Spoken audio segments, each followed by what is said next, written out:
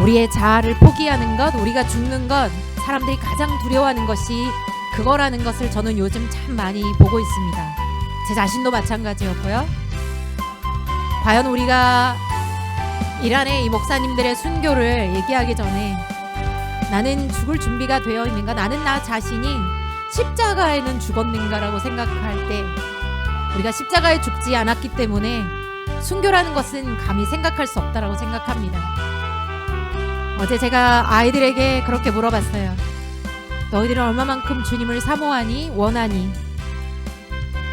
그 질문은 저에게를 향해서 동일한 질문입니다. 여러분에게도 주님이 묻고 계신다고 생각합니다. 너희들은 나를 얼마만큼 원하니? 너 자신보다 너 자신을 향한 사랑은 가득해서 죽기를 힘들어할지 모르겠지만 나는 너의 생명을 구원했고 너를 원하는데 너는 나를 얼마만큼 원하니? 그렇게 하나님이 물으신다고 생각합니다.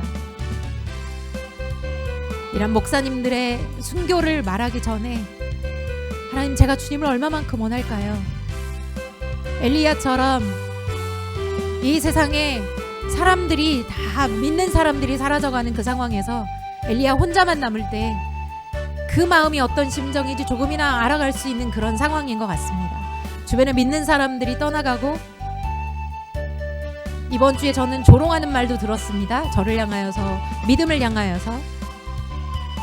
그럴 때 우리 마음은 무엇이라고 얘기할 수 있을까? 나는 아무 말 못하고 그냥 거기에서 얼버무리고 넘어가지 않거나, 아니면은 얼버무리고 넘어가거나, 아니면은 침묵하거나. 우리의 믿음이 어디 있을까? 우린 주님을 과연 원하는가? 이 시간에 아침에 다시 한번 잠시 하나님 앞에 체크하면서 점검하면서 나아갔으면 좋겠습니다. 하나님 앞에 같이 기도하십시다. 주님을 내가 정말 더 원하길 원합니다. 주님을 알아가길 원합니다. 주님을 경외하길 원합니다. 주님, 저에게도 가르쳐 주십시오. 믿음을 더하여 주십시오. 주님을 아는 지식을 더하여 주시도록 이 시간에 함께 좀 같이 기도하고 예배를 위하여 우리 마음을 하나님께 드리며 주님이 오늘도 우리 마음판에 쓰시도록 같이 함께 기도하며 나아가도록 하겠습니다. 같이 기도하십시다. 하나님 아버지, 감사합니다.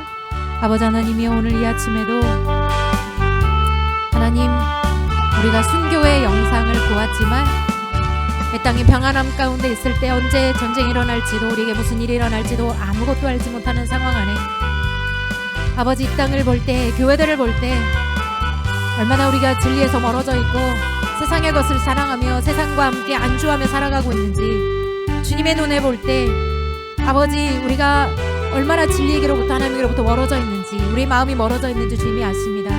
그 순간 우리에게 이단 사상들이 들어오고 세상이 타협하는, 이것은 괜찮아 저것은 괜찮아라고 얘기할 때 내가 그들에게 그렇다라고 얘기하고 있는, 어쩌면 그런 모습들이 얼마나 많이 있는지, 교묘하게 파고 들어오는 진리를 알지 못함으로 우리가 아버지 눈이 열리지 않은 상황 안에서 그걸 분별하지 못하는 상황 안에 들어올 때 아버지, 우리가 쉽게 넘어가고 진리를 배신할 수 있고 저버릴 수 있는 사람들인 것을, 언제나 그 가능성이 있는 사람들인 것을 이 아침에 다시 한번 주님 앞에 고백하며 하나님의 도우심을 위하여 간구하며 나아갑니다.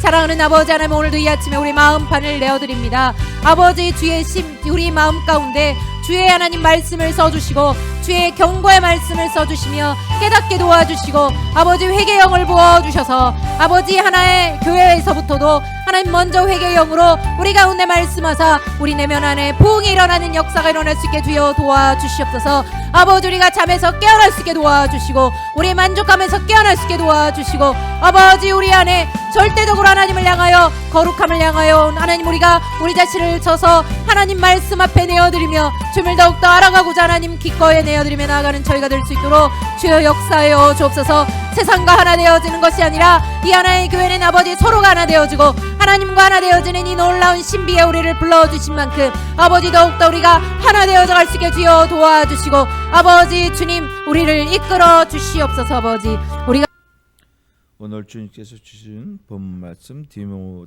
3장 디도서 3장 1절로 7절, 신약성경 349쪽입니다. 한 절씩 교도하십니다. 너는 그들로 하여금 통치자들과 권세 잡은 자들에게 복종하며 순종하며 모든 선한 일 행하기를 준비하게 하며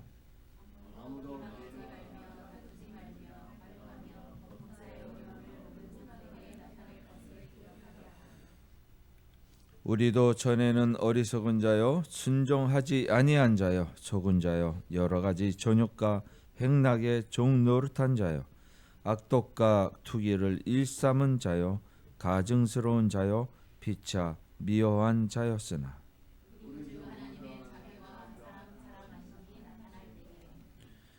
우리를 구원하시되 우리가 행한 바 의로운 행위로 말미암지 아니하고 오직 그의 군유를 따라 중생의 씻음과 성령의 새롭게 하심으로 하셨나니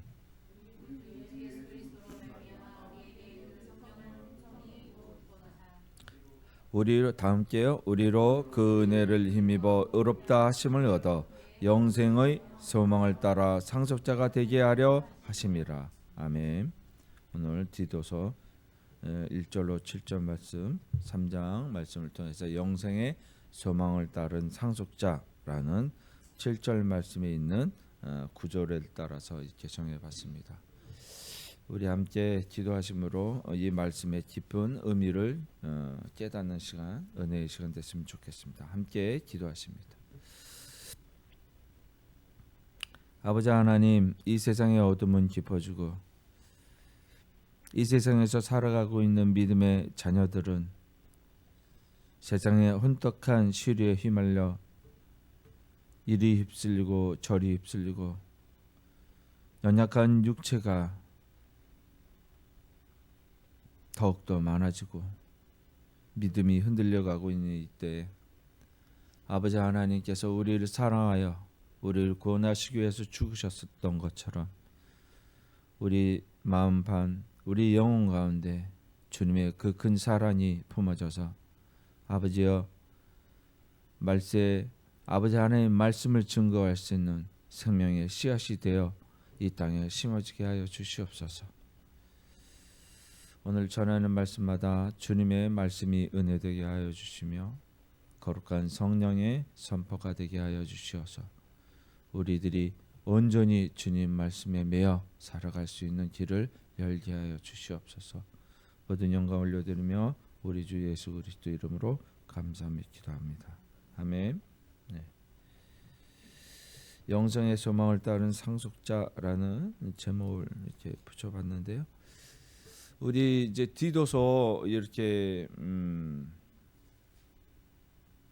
처음 오늘 설교하는 것 같아요. 디도는 잘 아시겠지만은 사도 바울의 제자예요.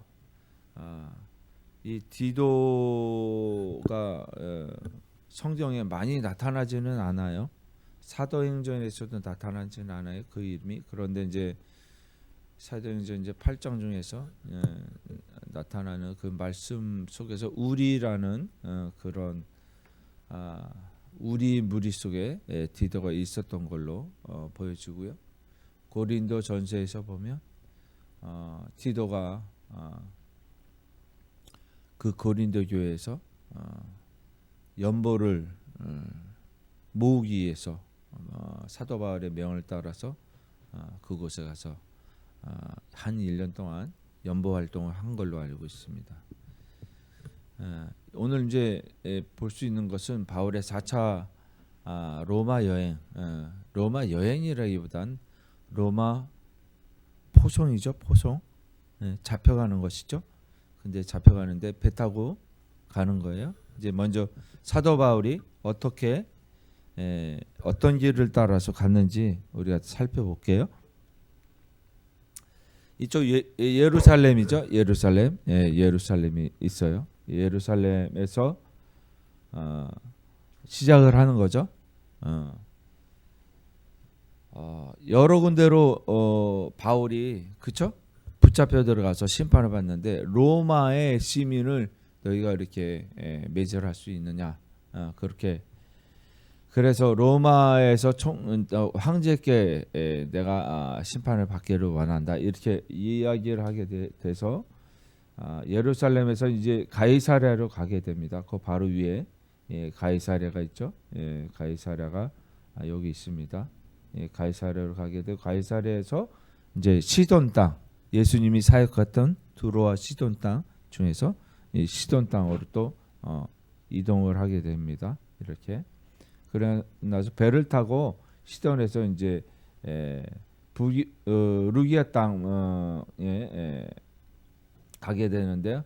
여기가 바로 이제 도착한 미라라고 하는데요. 이제 성경 사도행전 27장 28장에 보면 이렇게 이제 이야기가 되어져 있습니다. 그래서 이 미라에서 또 머물고 있다가 또 이쪽으로 다시 한번 항로를 틀어서 로도를 지나서 지금 니도스라는 데로 이제 항구에 가게 됩니다. 그리고 그 다음에 이제 니도스에서 또 배를 타고 가서 또 그레데 섬 살모네라는 곳에 오게 됩니다. 여기가 살모데예요. 살모네인데 이 살모네에서 또 정박을 한 게 피닉스라는 항구에 정박을 해요. 그 중간에 미양이라고 있거든요. 미양에 정박을 했다가 또 피닉스에 정박을 했다가 그 다음에 이제 지금 보시는 이 노란 선을 따라서 이제 로마에 이제 가게 되는데요. 오늘 왜 여기에서 지금 지도가 멈췄냐면 이 크레타라고 쓰여져 있는 데가 여기가 바로 이제 그레데라는 데요. 그레데. 페닉스 있고요. 그레데라는 데요. 그레데.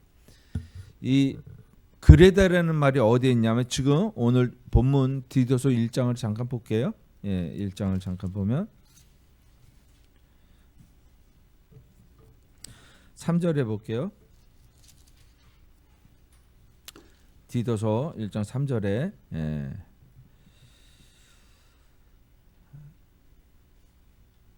5절 볼게요. 5절 다 함께 읽겠습니다. 시작. 내가 너를 그레데에 남겨둔 이유는 남은 일을 정리하고 내가 명한 대로 각 성에 장로들을 세게 하려 함이니.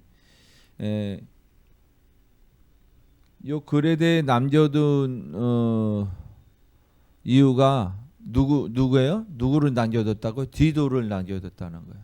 그래서 무엇을 세우게 하려고요? 누구를? 장로를 세우기 위해서. 근데 지금 이것은 로마로 가는 포송길이잖아요. 이때 디도가 갔던 건 아니에요. 그때 당시에 아마 여기에서 오래 있지는 않았어요. 그런데 분명한 건 뭐냐면 여기에 같이 동행을 한 건 누가 더 같이 동행을 하게 되는데 누가 옆에서 항상 기록을 한 걸 볼 수가 있어요. 그런데 이쪽에서 그쪽에 있는 이미 복음이 들어가 있는 그 교회의 모습들을 본 거예요. 그레데 섬에. 그런데 거기에서 포송을 하기 때문에 가는 과정 속에서 복음을 전할 수가 없는 것이죠. 그럴 만한 시간이 없었고요. 그래서 일단은 그레데 섬을 알게 됐어요. 그 점에서 있는 교인들을 만나 봤겠죠. 사도행전 27장을 한번 읽어보면 이렇게 쓰여져 있어요. 함께 우리가 읽을게요. 시작. 우리가 배를 타고 이탈리아로 가기로 작정됨에 바울과 다른 죄수 몇 사람을 아우구스도대의 백부장 올리오라는 사람에게 맡기니 아시아 해변 각처로 가려 하는 아다로데노 배에 우리가 올라 항해할세 마게도나의 데살로니가 사람 아리스다고도 함께 하니라. 배 타고 갔다는 거죠. 아리스다고도. 이튿날 시돈에 되니 아까 시돈에 봤죠? 시돈에 되니 올라가 바울이 친절이 되어 친구들에게 가서 대접받기로 허락하더니 시돈에 가니까 바울을 상당히 황공하게 대접을 한 걸 볼 수가 있어요. 3절을 통해서. 4절을 보면 또 거기서 우리가 떠나가서 맞바람을 피하여 구브로 해안을 의지하여 항해하여 라고 되어 있죠. 그 다음에 시작된 게 길리기아와 밤빌리아 바다를 건너 루기아의 무라시에 이르. 아까 미라라고 했죠. 무라라고도 무라시예요. 거기가 무라에 이르렀다. 위쪽에. 거기서 백부장이 이탈리아로 가려 하는 알렉산드의 배를 만나 우리를 오르게 하니 배를 새 배편을 타고 가는 거예요. 예. 알렉산드리아 배라는 것은 뭐예요?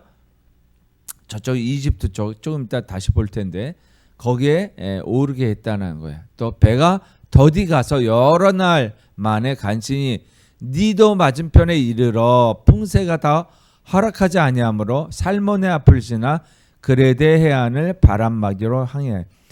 그레데가 그 바로 섬이에요. 아까 봤던 그 섬이에요. 간신히 그 연안을 지나 미항이라는 곳에 이르니 라세아시에서 가깝더라. 그 미항의 중간에 그레데 섬 미항이 있는 거예요. 다시 말하면 여기 시돈에서 무라, 그렇죠? 여기로 이제 이쪽에서 가이사랴로 올라갔다가 시돈으로 갔다가 무라로 가게 되는 거예요. 이쪽으로 갔다가 니도, 여기에 정말 새로운 알렉산드리아로 항해하는 그쪽에서 왔다. 알렉산드리아 여기에요. 이 배가 이제 이렇게도 가고 이렇게도 가고 그러는 거죠. 이렇게.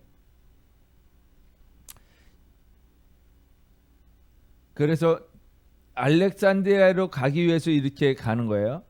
이렇게 해서 지금 어디 살몬의 미항에 왔다라는 거예요. 예.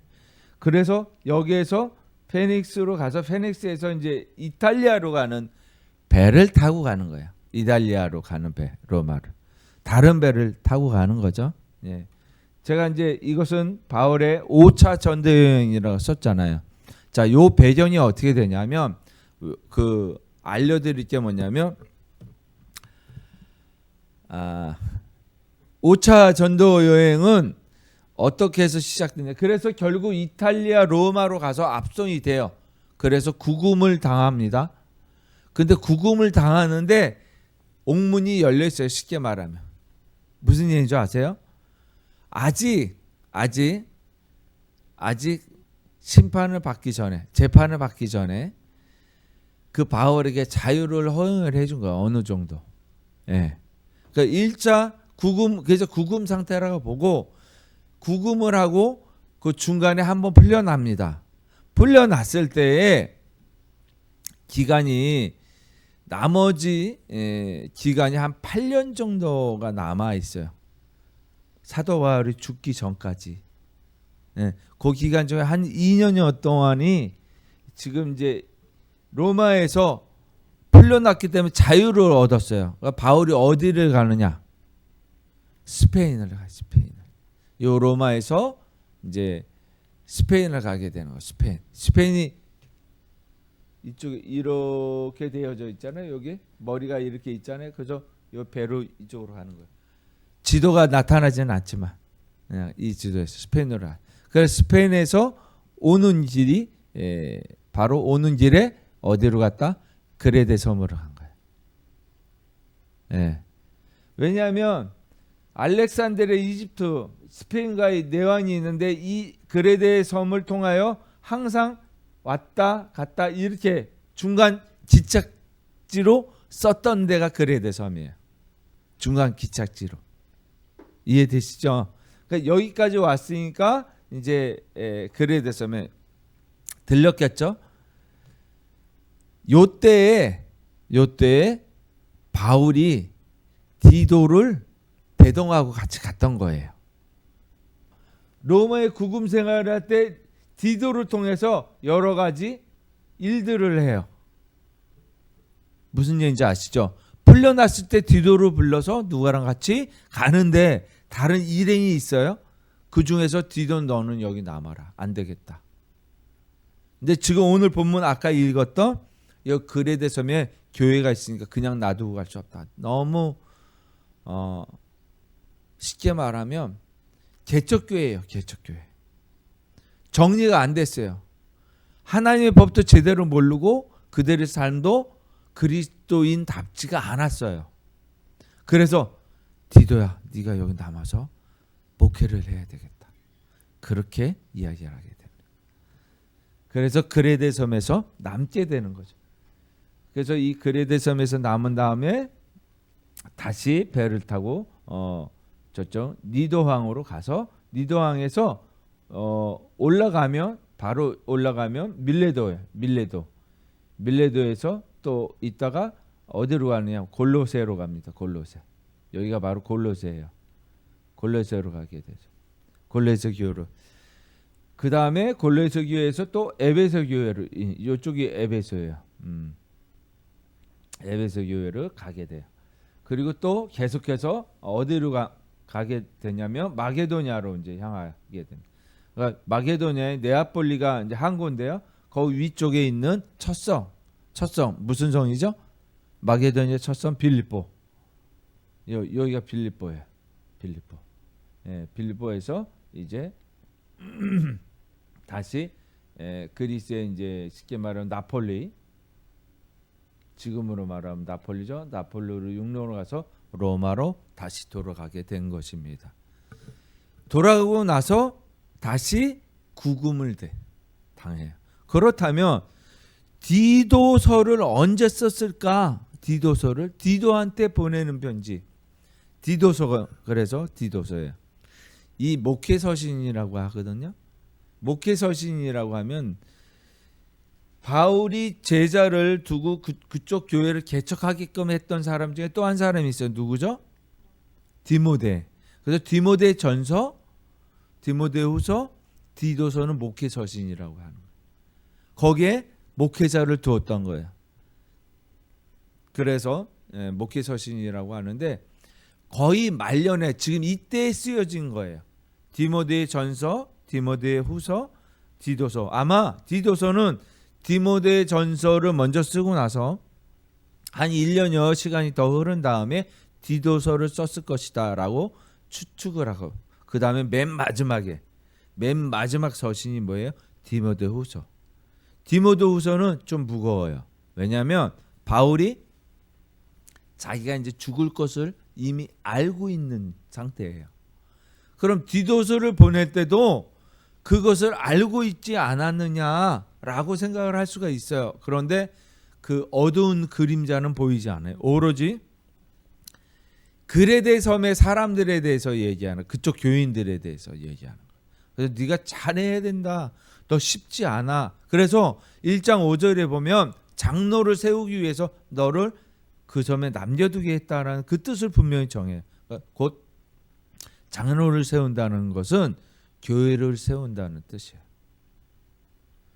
우리 교회가 아직 미천에서 숫자가 다시 말하면 정식 교회로 불릴 수 있는 상태가 아닌 거예요. 사실은 원래는 10몇인, 12인, 15인이 있어야 한 명의 장로를 세울 수가 있어요.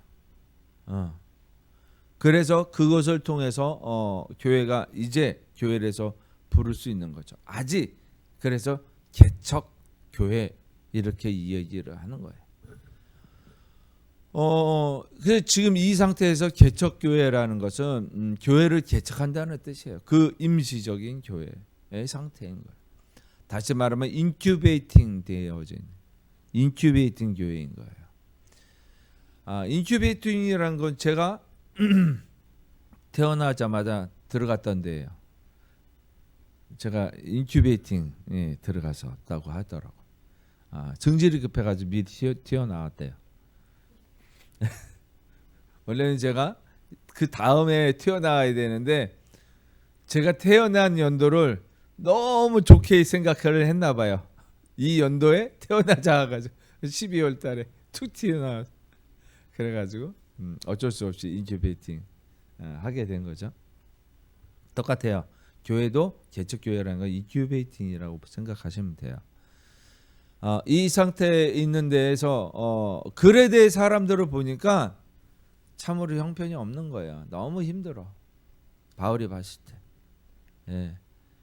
그래서 이제 먼저 보니까 이게 서신을 보내게 되는데 이 빌립보라는 데서 서신을 보내게 되는 거예요. 그래서 정확하게 어디서 보냈는지 아는데 언제쯤 보냈을 것이다 라는 것들을 추출하는데 이때 여행 가운데 있을 때 빌립보 성에 있게 되거든요. 이 여기에서 디모데 전서를 보내게 되고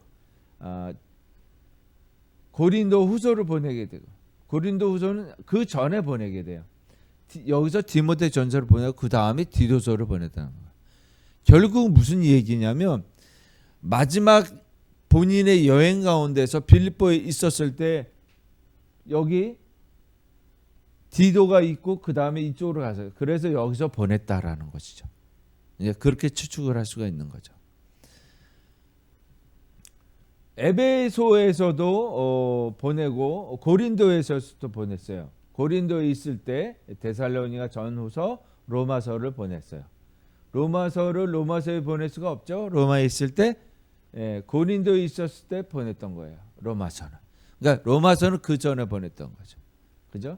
그 다음에 보여주는 건 에베소에 있을 때 갈라디아서와 고린도 전서를 보냈다. 그때 보냈다 이렇게 보시면 되고 마지막으로 로마에 있었을 때 1차 투옥됐을 때 2차 투옥됐을 때 그때 합쳐서 그렇게 빌립 모서가 아니라 보서예요. 제가 성경을 바꿔버렸네요. 네. 어쨌든 이게 이제 바울 서신의 전부예요. 바울 서신. 그 중에서 디도서와 디모데전서 그리고 디모데 후서 이것은 마지막 말년에 보낸 건데요. 그러니까 이치가 맞는 게 뭐냐면 이때 여행길에 빌립보에 왔을 때 디모데전서를 먼저 보내고 그다음 디도서를 보냈고 그다음 로마에 가서 디모데 후서 그것을 보냈다라고 보시면 됩니다. 그래서 대체적으로 보는 게 AD 62년경쯤에 65년에 사도 바울이 숨지게 되는데요. 이제 그때 쯤이다라고 추측을 하는 것이죠. 마지막까지도 자기의 죽음을 알고 있었던 시기가 이때였다라고 해요. 이미 여행을 가면서 이제 나는 마지막으로 선교 여행을 하면서 이제 죽을 것이다라는 건 알고 있어서 그때 마지막으로 다 돌아본 거예요. 그러면서 보내면서 디도한테는 그러한 슬픈 기색을 안 해. 디모데는 약간 소심한 그런 목회자였어요. 소심해요. 말도 잘 이렇게 강하게 하지 못하고 뭐 그냥 아주 유하고 소심하고 저 같은 성격이었던 거예요. 다 웃어요. 디도는 그렇지 않고 디도는 힘이 있는 사람이었어요. 굉장히 능력도 많고 활발하게 움직이고 아마 그랬던 사람. 그러니까 디모데는 맞지가 않아. 그죠? 디도가 그 개척교회 진짜 보니까 상태들이 별로 안 좋아. 그레데섬의 교인들이. 이 디도서를 한번 1, 2, 3장이니까 읽어보세요. 읽어보시면 지금 이야기가 나옵니다. 디도서에서 뭐라고 이야기가 나오냐면 5절 6절 1장 5절 6절 이렇게 나옵니다. 내가 너를 그레데에 남겨둔 이유는 남은 일을 정리하고 내가 명한 대로 각성의 장로들을 세우게 하려 함이니 책망할 것이 없고 한 아내의 남편이며 방탕하다는 비난을 받거나 불순종하는 일이 없는 믿는 자녀를 둔 자라야 할지니라. 근데 재미있잖아요. 지금 그레데섬에 여러 성들이 있어요. 한 군데가 아니라 여러 성들의 교회들, 각성에 다 장로들을 세우려고 했던 거예요. 거기에. 그런데 그 사람들의 상태가 뭐냐면 이런 거예요. 그래서 장로를 세우는데 책망할 것이 없는 사람으로 세워라. 그리고 한 아내의 남편인데 자녀들도 믿는 자녀를 둔 그러한 사람으로서 장로를 세워라 라고 이야기하고 있는 거예요. 자, 계속해서 보면 그 사람들이 어떤 사람들인가 상태를 얘기해요. 12절에서부터 한번 읽어볼게요. 시작. 그레데인 중에 어떤 선지자가 말하되 그레데인들은 항상 거짓말쟁이며 악한 짐승이며 배만 위하는 게으름뱅이라 하니 이 증언이 참되도다. 그러므로 내가 그들을 엄히 꾸짖으라. 이는 그들로 하여금 믿음을 온전하게 하고 유대인의 허탄한 이야기와 진리를 배반하는 사람들의 명령을 따르지 않게 하려 함이라. 12절에 아니 13절에 이 증언이 뭐라고 얘기해요? 맞다. 그 섬에 선지자가 있는데 엉망진창이야 이 사람들은. 근데 그 말이 맞다 이렇게 얘기하는 거예요. 그러니까 굉장히 상태가 안 좋았던 거죠. 그러니까 그 상태가 안 좋은 사람들을 이겨내려면 적합한 인물이 디도밖에 없었던 거예요. 그러니까 디도를 남겨둔 거죠. 디도 굉장히 활동적으로 시키는 일에 굉장히 잘했어요. 연보를 가져가 고린도 교회 파견을 하면 연보를 모아가지고 그 돈을, 왜냐하면 그 돈을 운반해야 되잖아요. 예루살렘이든 성교비를 쓰기 위해서. 그러려면 디도가 어떤 인물인지 대충 이해가 되시죠. 그 돈을 갖고도 유다와 같지 아니야. 그죠? 잘 보존해서 그것을 얼마나 충성된 종이었는지 몰라요. 예. 그런데 디도한테 그렇게 얘기하래. 야, 엉망인 거 너도 알잖아. 진짜 내 생각에도 그래. 그 섬 사람의 선지가 그런 얘기를 했었어. 그런데 이런 진리를 배반하는 사람들의 명령을 따르지 않게 한, 이것은 뭐냐면 이단이 아니라 뭐라고 써있어? 유대인의 허탄한 이야기. 곧 이단이 들어와서 이야기하는 게 아닌 유대인들, 유대교인들, 그들이 가장 경계심이 강하다는 거예요. 비슷한 하나님의 말씀을 가지고, 하나님의 말씀이 구약만 가지고 온 사람들이잖아요. 그 사람들. 율법으로 돌아가자, 예수 그리스도를 부인하는 자들은 믿으면 안 된다라는 얘기예요. 그렇죠? 그래서 가장 걱정이 돼서 그것으로 인해서 서신을 보내게 되는, 이렇게 해라 저렇게 해라. 그래서 목계 서신서 이렇게 이야기하는 거죠. 그러니까 오늘날 우리가 이것을 볼 수 있으면 뭐냐면, 어느 누구 하나, 물론 그렇지는 않습니다만, 굉장히 한국 교회 그리고 이 세상이 굉장히 힘든 건 사실이에요. 그죠? 제가 말씀드렸지만 이번 달 말에 마지막 주일에 광화문에서 예배를 드린다고 하는데, 그것은 예배가 아니라 집회예요, 집회. 이제 그렇게 알고 계시면 되고요. 자, 왜 그러냐면 지금 이 시대를 분별하고 어떻게 처신을 해야 될지 서신을 보냈다는 거예요, 바울이. 그죠? 이것은 이 세상에 던져지는 메시지란 말이에요. 하나님의 메시지를 사도 바울을 통해서 디도에게 전달을 하는 것이죠. 예. 우리가 이 강단에서 하는 말씀을 사람의 말로 듣지 아니하고 하나님의 말씀을 받는 것은 무엇이냐면, 우리가 직접적으로 하나님의 제사장이기 때문에 그래요.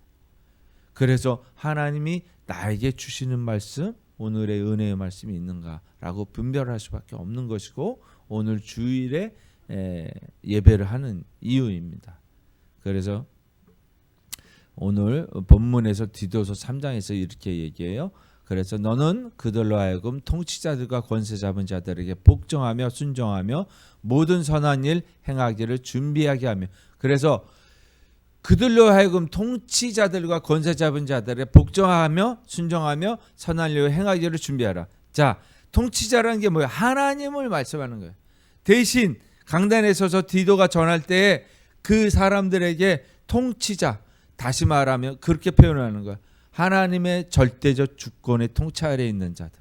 그래서 그 말씀을 받는 자들에게 순종하게 하게끔 준비하라는 거예요. 그 마음에. 그러니까 쉽지 않죠. 그러나 디도가 할 일이 그것이었기 때문에 하라는 것이었고, 2절에 보면 아무도 비방하지 말며 다투지 말며 관영하며 범세의 온유함을 모든 사람에게 나타낼 것을 기억하게 하라. 모든 사람들에게, 이 믿는 자, 모든이 뭐예요? 모든 믿는 자, 믿지 않는 자. 이 칼케톤 공의회가 451년에 회의가 열려요. 이제 중세 기독교와 공인이 되고 나서 칼케톤 공의회라는 공의회가 세워지는데 거기서 회의를 하는 게 뭐냐면 삼위일체를 부정하고 다시 말하면 예수 그리스도의 신성과 인성을 부정하는 이단들이 나기 시작했어요. 그래서 그것에 대한 바른 교리를 세우고자 칼케톤이라는 도시에서 회의를 열린 게 칼케톤 공의회예요. 거기에서 정한 게 뭐냐면 5가지 항목이 있어요. 그 튤립이라고 해요. 튤립이 영어로 TURIP잖아요. 튤립. 그것은 이제 쉽게 말하면 이런 거예요. 지금 여기서 이야기하고 모든 사람이라는 이야기를 한번 우리가 생각해. 모든 사람에게 나타난다. 이럴 때 뭐냐면 보편적인 거예요. 그죠? 보편적인 거예요. 그렇죠? 모든이란 보편, 다 보편적인, 그죠? 이것을 전부를 포함하는 거예요.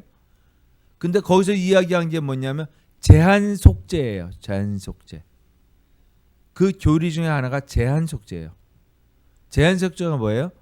보편 속죄하는 것이 아니라 제한적으로 속죄한다. 제한적으로 속죄한다. 네, 제한적으로 속죄한다. 이런 이야기예요. 제한적으로 속죄한다는 것은 이때 사용되는 모드는 어떤 모드일까요? 그래서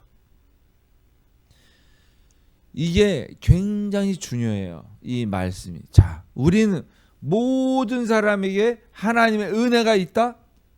그렇지 않다. 그렇지 않다라는 거예요. 모든 사람을 부르세요.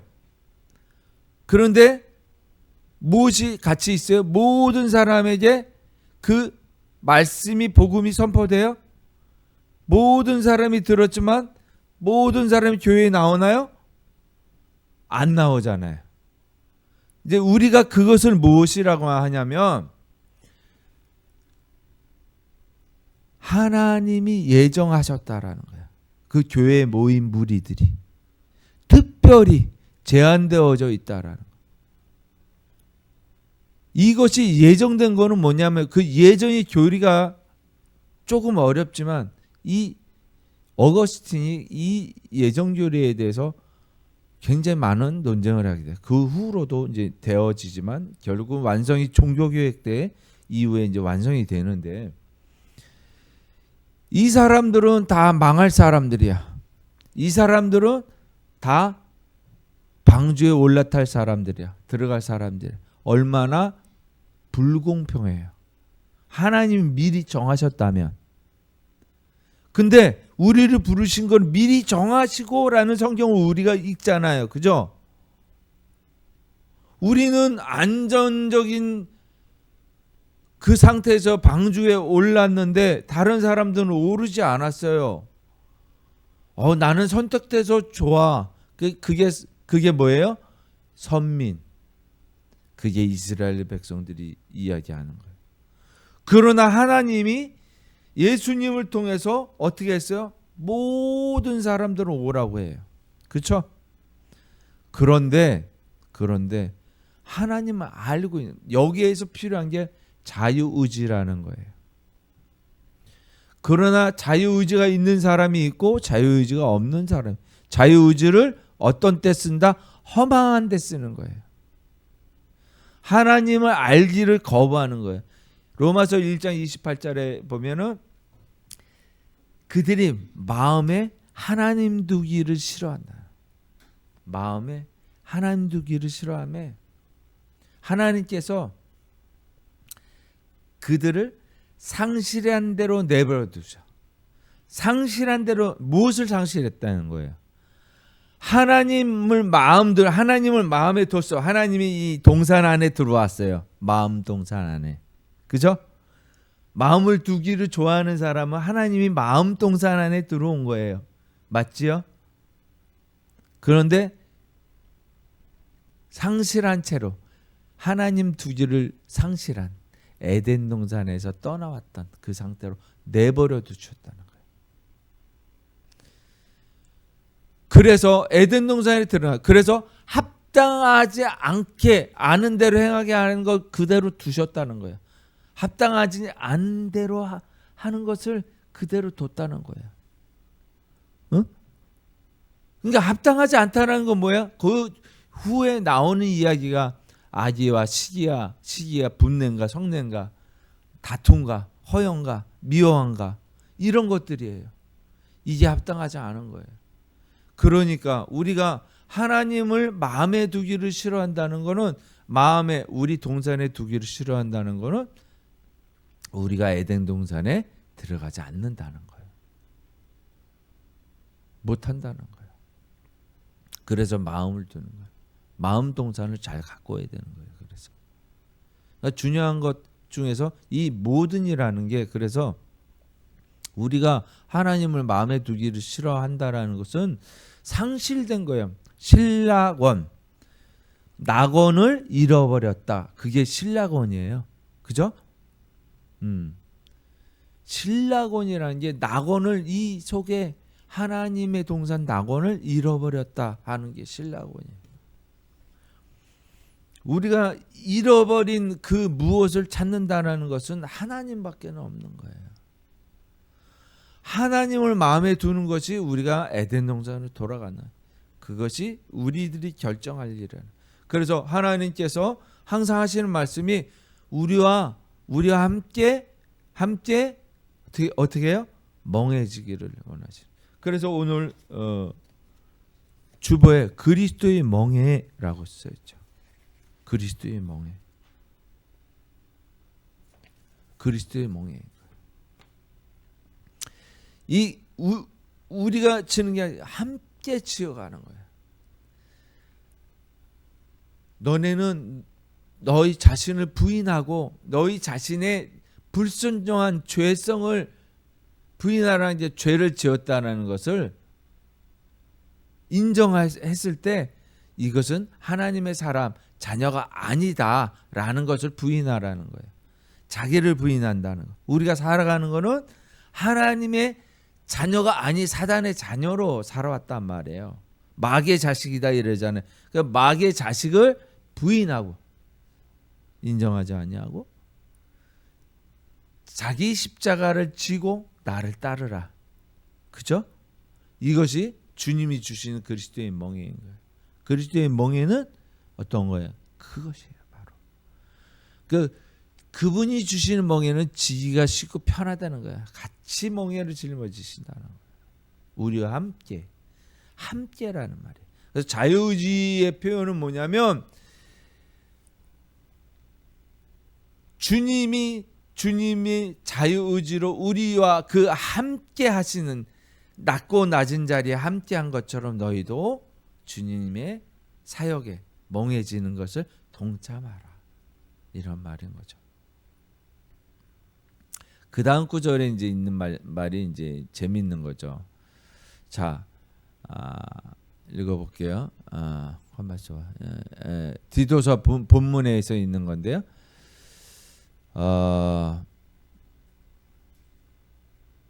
3절에 우리도 전에는 어리석은 자요, 순정하지 아니한 자요, 속은 자요, 여러 가지 전역과 행락에 종노릇한 자요, 악독과 투기를 일삼은 자요, 가증스러운 자요, 피차 미워한 자였으니, 이렇게 얘기해요.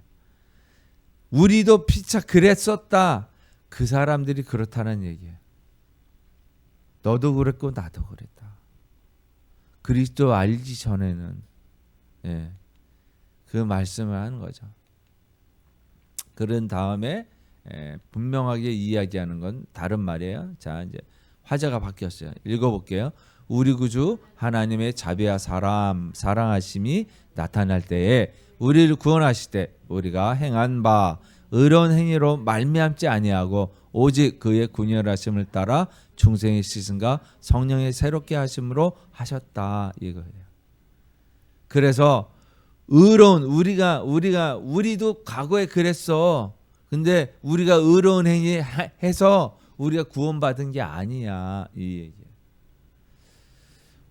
우리가 때때로 잘못하는 게 뭐냐면 어떤 일을 하면 어떤 일을 잘하면 그래서 구원은 받을 것이라고 생각해요. 그러니까 우리의 의로운 행위로 생각한다는 거예요. 믿는 행위, 봉사하는 행위, 하나님의 말씀을 전하는 행위, 이것을 우리의 의로운 행위라고 착각하는 거예요. 아니라는 거예요. 우리의 의로운 행위는 우리 안에서 역사하셔서 그분이 하시는 것밖에 없는 거예요.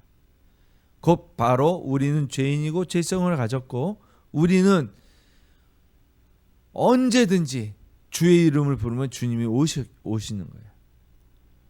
그렇기 때문에 우리가 구원을 향하여 달려가는 거고 구원을 이룰 수 있는 것이지, 우리가 이것을 잘해서 주님께서 상 주신다 착각하시는 거예요.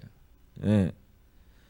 상 주시는 것은 뭐냐면 주시는 분의 마음이라고 성경에서 분명히 이야기하고 있어요. 그죠? 포도원에서 일꾼을 불러요. 그죠? 오전 일찍 들어온 사람하고 저녁 늦기 마감 전에 들어온 사람하고 품삯을 똑같이 줬다는 그 사실을 기억하세요. 주님은 우리에게 그렇게 누구는 더 이뻐하고 누구는 더 미워하고 그런 거 없어요. 동일하게 주어져요. 그 천국에서는 우리가 상대적 개념을 갖고 있는 게 아니에요. 주님 앞에 오직 절대적 개념을 갖고 있는 자들이 오는 거예요. 저 사람은 일을 조금 했는데 천국에 왔네? 나는 일을 많이 하고 그래서 오는 게 아니라고요. 그 사람의 능력대로 그렇게 분량을 주시는 거예요. 우리의 믿음의 분량대로. 하나님이 주시는 상급은 오로지 딱 하나예요. 주님과 함께 있는 거예요. 그것만큼 더 큰 상급이 어디 있어요. 근데 우리는 천국 가서 더 큰 집에 산다고 더 큰 상급을 받는다고 극하고 있어요. 이게 얼마나 잘못된 교리고 잘못된 생각인지 목사들마저도 그렇게 얘기해요. 목회자들마저. 잘못된 교리에 속으면 안 되는 거예요. 이거는 우리가 생명 걸고 지켜야 될 하나님 말씀이기 때문에 그래요.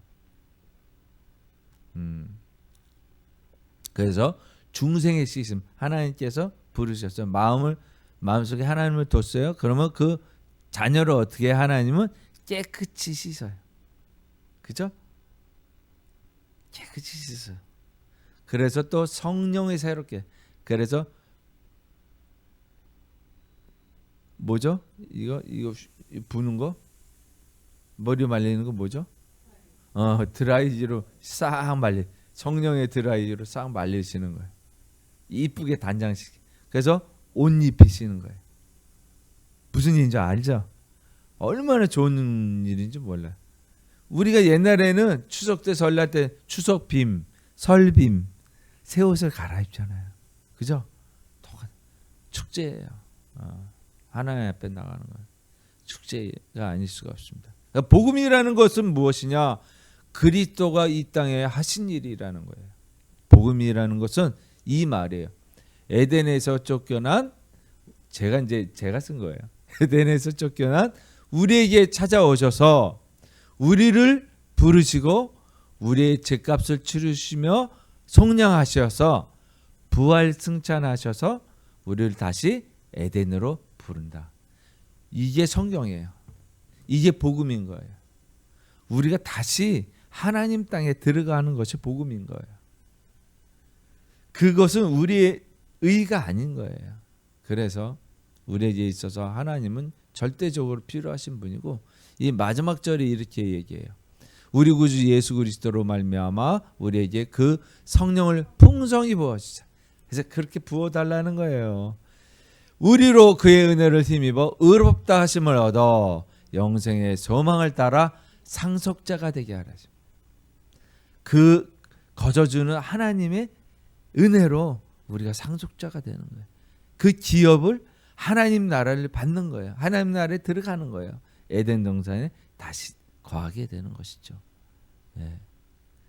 얼마나 심플한 거예요. 사실은 너무 심플한 거예요. 그렇게 주신다는 거예요. 그거는 왜? 부모이기 때문에. 믿는 자에게는 부모지만은 하나님을 마음에 두기를 싫어하는 사람들에게는 아닌 거예요. 이거를 가슴 아파하는 게 우리의 마음이 돼야 되는 거예요. 그게 그리스도의 마음인 거예요. 아이고 고아로 계속 있어. 얼마나 가슴이 아파요. 우리가 추석 때 부모가 새 옷을 사줘서 가는데 어떤 아이들은 새 옷도 못 입고 부모 손도 없고 그 길거리에서 그냥 있어요. 얼마나 가슴이 아파요.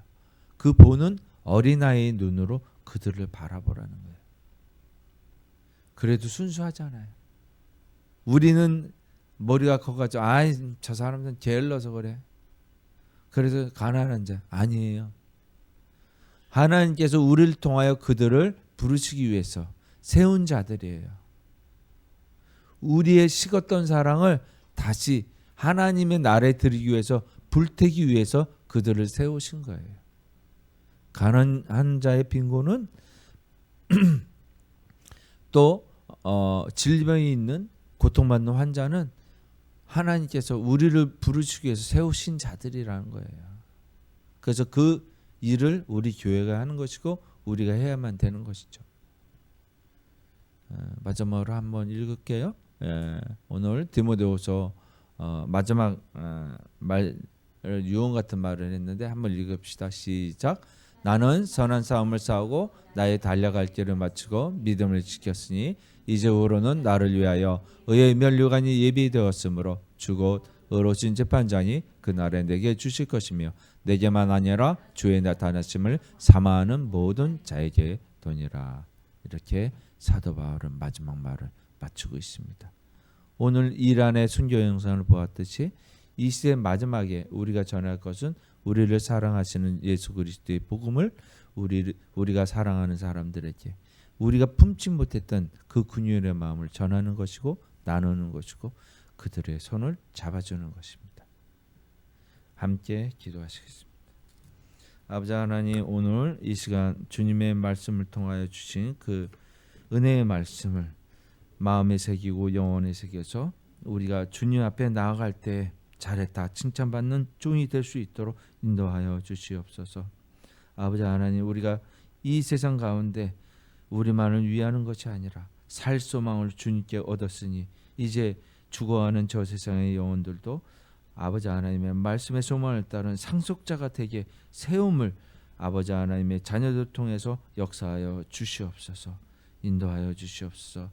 그 큰 사랑을 찬양드리며 거룩하신 우리 주 예수 그리스도 이름으로 기도합니다. 아멘. 전에 이제 목사님이 성경에 대한 태도죠. 그러니까 성경이 완전하지 않고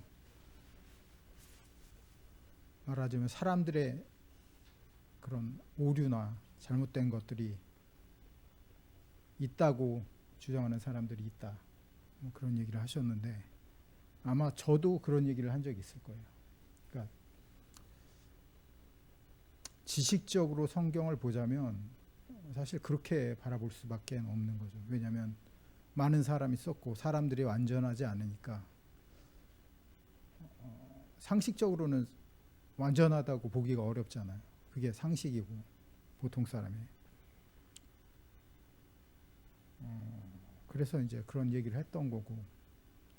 근데 참 그런 건 있는 것 같아요. 뭐냐면 결국은 이해 안 되는 부분이 있고 이런 거는 또 성경이 역사를 적어놓은 것도 있으니까 역사가 진리라고 할 수는 없지 않느냐, 그냥 사실이지라고 이제 그 얘기도 제가 했던 것 같아요.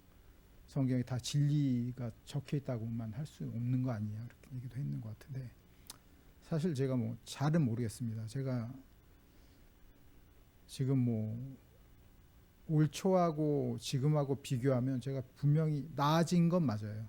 믿음이나 이런 전체적인 면에서 나아진 건 맞는데 제가 알고 있는 부분이나 깨달은 부분을